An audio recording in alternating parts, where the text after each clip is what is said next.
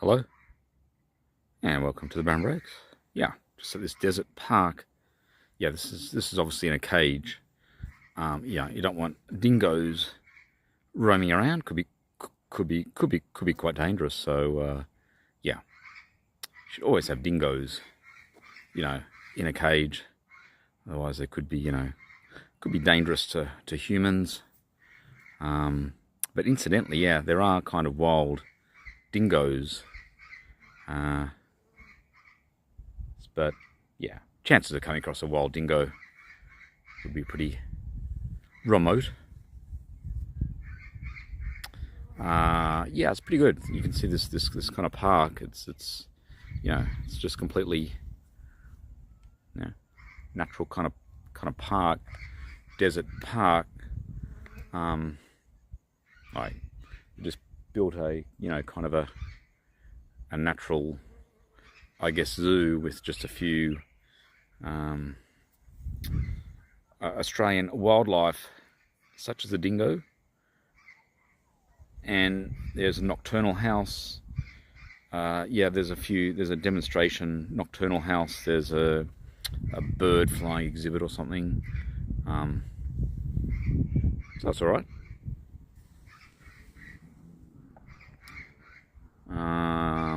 Yeah, it'd be good if I don't know, kind of walked around or something. Yeah. Yeah. So what actually are dingoes? It's got here. Looking at us, what do you see? Dog, wolf. Genetic analysis indicates dingoes derived from a dog ancestor in eastern China, which itself would have had a wolf ancestor. There we go. Domestic dogs are derived from the grey wolf.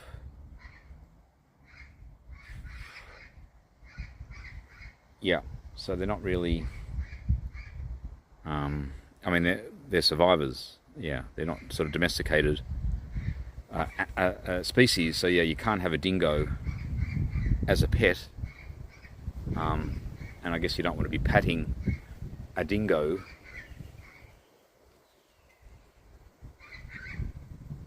But yeah, they are. Oops, that's just my. They are. They're introduced. They're not native Australian. Introduced from where? I don't know. China potentially. Dog ancestor Eastern China. I don't know. They're introduced species, and they've adapted quite well. Okay, quantum technology lab guy. What's now? Okay, found a dingo. Yeah, well, yeah. It's in a desert park. Alice Springs Desert Park. It's a zoo. You can see it. It's a cage. And you see the other one that's gone in the shelter here. Yeah. It's actually in this shelter. Can you distinguish dingoes from a feral dog? Yeah, actually, it could be difficult. Yeah, like I thought I saw a dingo. Hang on, I'm just got to pick up my maps, kind of blowing around. Yeah, I saw this kind of, what looked like a dingo could have just been a dog in Tennant Creek. So, but I don't know. Some dogs are quite dangerous. Even domesticated dogs can be quite dangerous. So you don't really want to be interacting with any sort of species of dog, unless of course, the owner and you kind of, yeah, obviously the dog or the animal is going to adapt to the owner. But if you're not the owner, you don't want to be interacting with dogs, because you don't exactly know.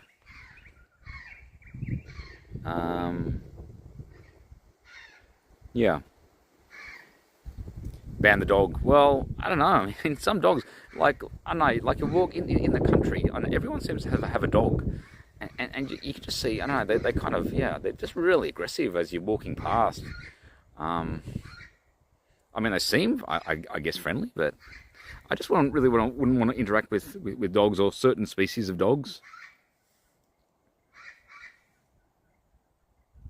And yeah, you obviously wouldn't want to interact with a dingo, obviously, or in fact any wildlife for that matter. Even a kangaroo could potentially be dangerous. I don't know. What about Skippy? There we go. Not bad. Dog ute, singlet shirt. Yeah, it's sort of the case, isn't it? In the kind of, sort of country or even outback, everyone has a dog, and driving around in a ute, and wearing the thongs, stubby shorts, singlet top, typical sort of Aussie male, I guess. Where are we? Some kind of zoo? Yeah. It's a desert park. It's like it is kind of a zoo, I guess, because it's kind of fenced, but it's only got it's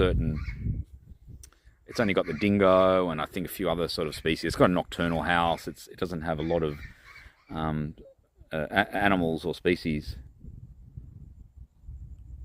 But I think it's pretty good. It's worth coming here from Alice Springs, definitely. Just the fact that you are actually in the outback, and they just put some. Well, it's not really a cage. It's sort of an open area. You can see it's an open space, and the dingoes can they can kind of roam around. I wouldn't say it's then completely enclosed. I think it's pretty good. Also, yeah, that's a good thing about I guess a Dubbo Zoo or Werribee Zoo in Melbourne or Singapore Zoo. Yeah, Singapore Zoo is great. Everyone just raves about Singapore Zoo.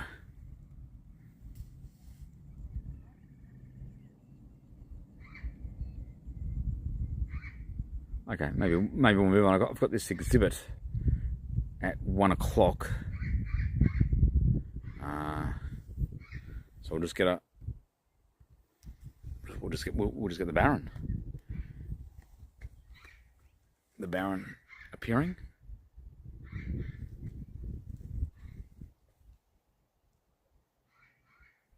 Serangoon Road, just the best. Yeah. Well, yeah. Actually, incidentally, there is a Serangoon Road in Singapore.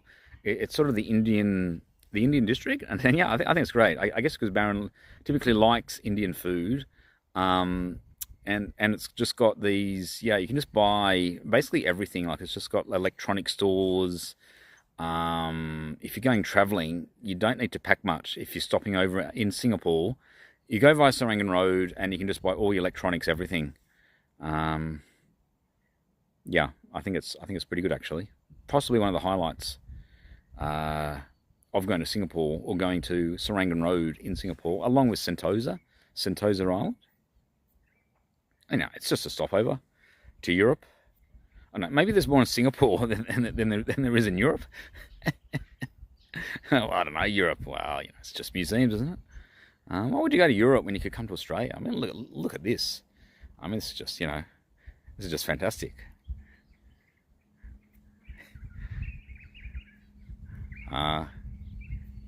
Just come to Australia. It's got everything. Outback, Barrier Reef, Uluru, and the Opera House. I mean, and covers it all. All right. Maybe we'll leave it there, and had this fantastic. Posted a picture of lunch. Had this fantastic vegetarian pie, as you could see, and some sort of smoothie. I thought it was great. Yeah, probably my best meal I've had in a long time, actually. Hang on, my map's kind of blowing away. Have to revisit my map. Hang on. Oh, pick up my map. Yeah. Now, what have we got on? What is on the itinerary?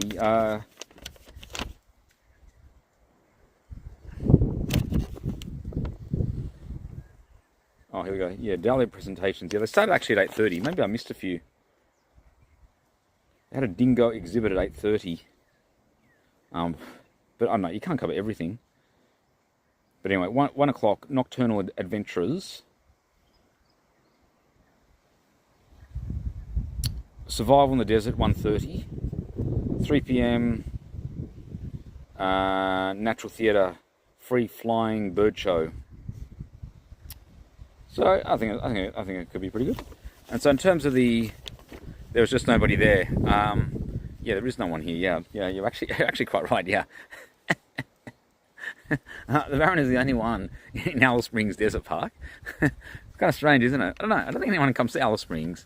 Well, I don't know. The media, in my opinion, they were sensationalizing a couple of events of some juveniles who were, just causing riots in the streets, and it was blown out of proportion. It obviously went overseas, and it's just bad for tourism. I don't know why the media do this. In Barron's opinion, they've got no idea about what is going on. They simply just sensationalize everything. And I don't know. Maybe we just ban mainstream media, and you just have social media. Social media just works much better because you're getting stuff from people who know what they're doing. They're going to the places that, like the Baron. Baron's the best media you're going to get. So there's so at the Dingo, there's the what's this, aquarium? Oh yeah, kangaroo. Okay, so I'll be able to get a red kangaroo. There's a few emus. Yeah, there's a red kangaroo there. Nocturnal house. Okay, so I think we'll move on. Okay, and that was the Baron Breaks.